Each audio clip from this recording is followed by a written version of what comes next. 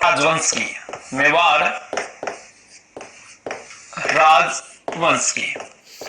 मेवाड़ राजवंश की बात करें दोस्तों, हमें सबसे पहले यह पता जरूर होना चाहिए कि मेवाड़ किसे कहते हैं और यहां किन किन का शासन रहा है। यहां हम दो राजवंश पढ़ते हैं मेवाड़ में। एक का नाम है गुहिल वंश।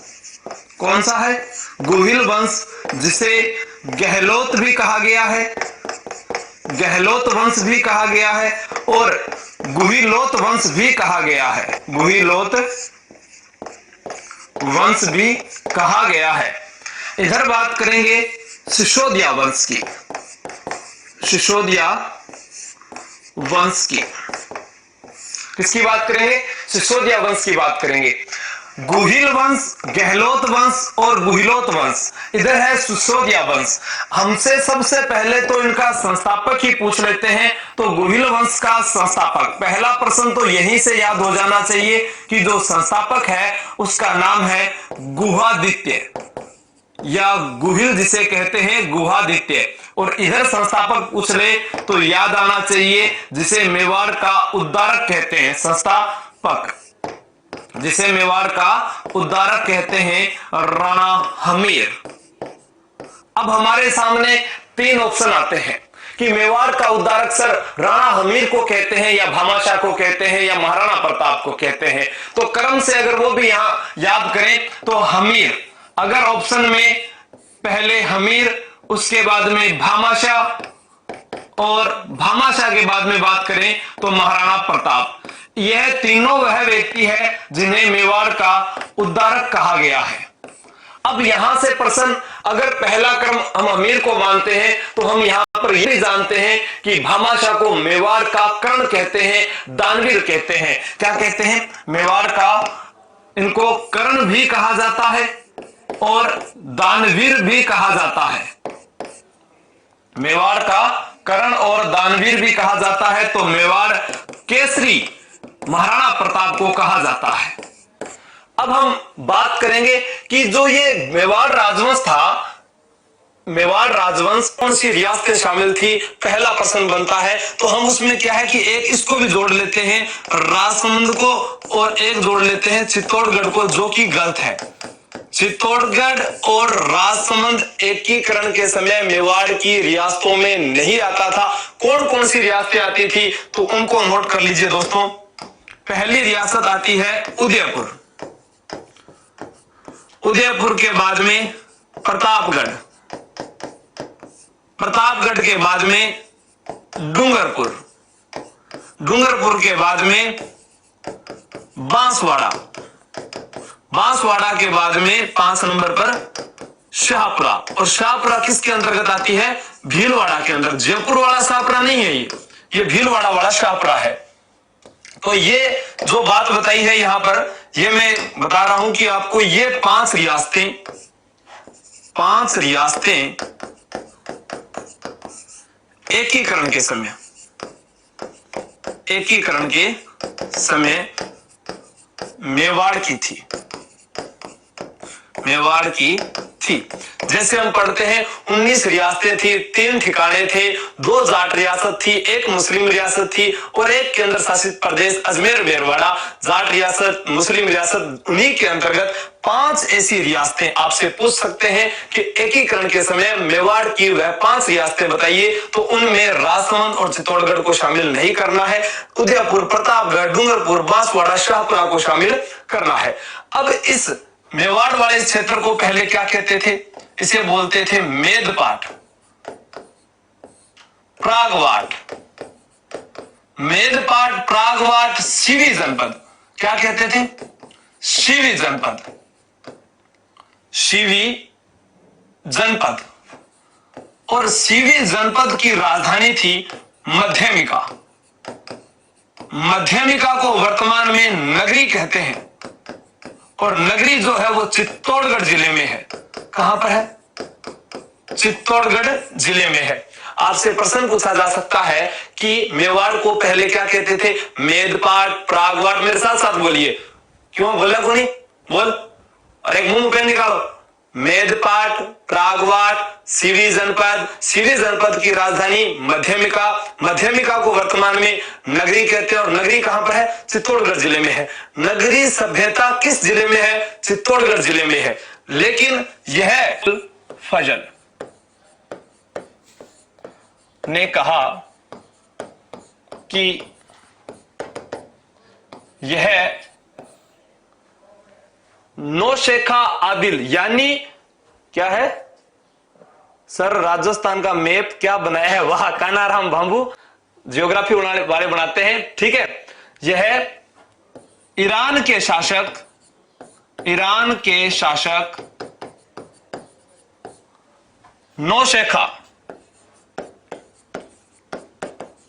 नौशेखा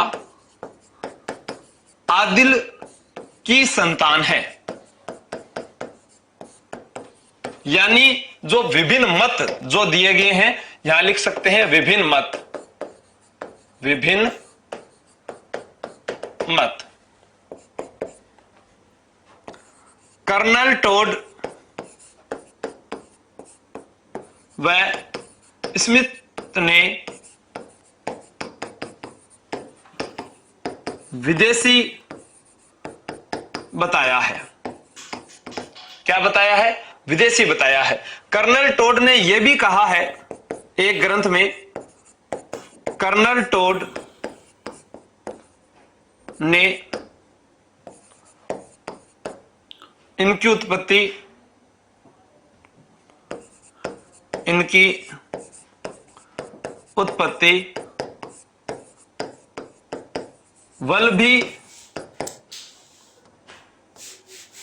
वल्लभी कहां पर है? गुजरात से बताई है। ठीक है, इसमें विभिन्न मत है। जैसे हम बात करें आगे, इनको ब्राह्मण वंशीय भी बताया गया है। चलो कमेंट करके बताओ, इन्हें ब्राह्मण वंशीय, इन्हें आनंदपुर कहां पर है? गुजरात में के ब्राह्मण वंशीय बताया गया है। ब्राह्मण वंशीय बताया गया है। यह किसके द्वारा बताया गया? कमेंट करके बताएं जल्दी से।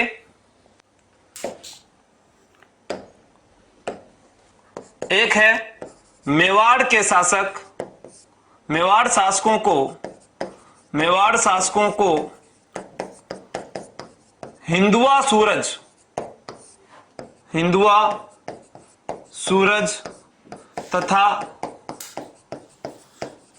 सूर्यवंशी बताया गया है। कमेंट करके बताएं किसने बताया भाई। सर जी नॉर्मल बात करेंगे तो कुंभलगढ़ प्रशस्ति और एकलिंग महात्म्य ग्रंथ के अनुसार जो दृढ़ राखे धर्म ही राखे करतार, जो दृढ़ राखे धर्म को ही राखे करतार, यानी जो धर्म की रक्षा करते हैं उनकी रक्षा देवता करते हैं। राजवंश के कुल देवता, अभी तो कहानी शुरू करेंगे आगे पूरी शासकों की। मेवाड़ राजवंश के कुल देवता है एकलिंग नाथ जी। मंदिर किसने बनवाया, क्या बात हुई, सभी लिखेंगे। एकलिंग नाथ जी को मेवाड़ राजवंश के कुल देवता माना जाता है। इन्हीं को मेवाड़ी राजा भी कहते हैं। क्या कहते हैं एकलिंग नाथ जी को? मेवाड़ी राजा। मेवाड़ के जो शासक थे वो एकलिंग नाथ जी का खुद को दीवान मानते थे, तो राजा तो फिर एकलिंग नाथ जी हो गए।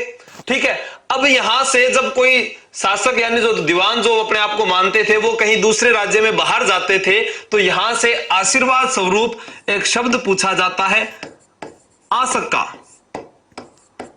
का लेना, यानी बाहर जाते समय दीवान दूसरे राज्य में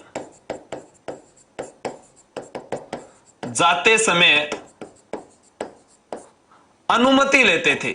अनुमति लेते थे, या हम उसको अनुमति को आशीर्वाद भी कह सकते हैं, आशीर्वाद भी कह सकते हैं। फिर बात करें कुल देवी, मेवाड़ राजवंश के कुल देवता हो गए, साथ साथ नोट करते रहो। इनके आराध्य देव, आराध्य देव, आराध्य देव पूछा जाए तो चार भुजानाथ, चार भुजानाथ इनका मंदिर है गढ़भोर रासमंद में। यहां पर भी एक बार जाकर आए थे, बहुत अच्छा मंदिर बना हुआ है, और कहते हैं कि इस मंदिर के पीछे कोई सिक्का चिपकाने से वो जो अपनी विशेष होती है, जो भी अपने वहां जाकर प्रार्थना करते हैं वो भी पूरी हो जाती है। ठीक है, चार भुजानाथ, गढ़भोर, रासमंद। फिर बात करें मेवाड़ राजवंश की कुल देवी, तो यहां पर बात करते हैं बाण माता। बाण माता को बरबड़ी माता भी कहते हैं, बरबड़ी माता भी कहते हैं। ये इनकी कुल देवी है। आराध्य देवी के रूप में चार भुजा देवी को ही पूजा जाता है। अगर आपसे पूछ लिया जाए कि ये तो कुल देवी है, आराध्य देवी के बारे में बताओ, तो इस वंश की जो है आराध्य देवी, आराध्य देवी तो चार भुजा देवी है। ठीक है, तो ये बाकी थे आराम समझ रखो, धीरे धीरे समझता होगा। देखो, बात करते हैं एक नंबर शासक की, जिनका नाम है, अब बात गुहिल वंश की करते हैं। गुहिल वंश,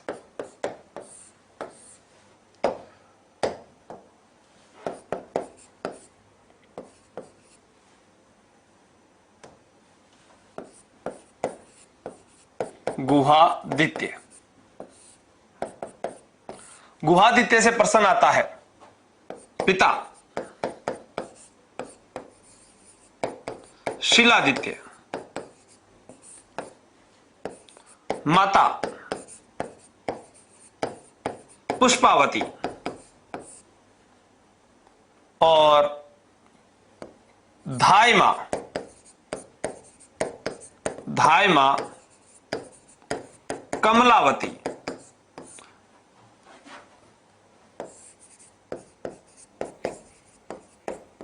गुहिल वंश की नींव रखी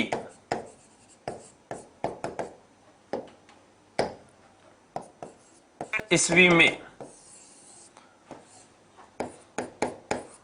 गौरी शंकर हीराचंद ओझा के अनुसार। अब क्या आता है,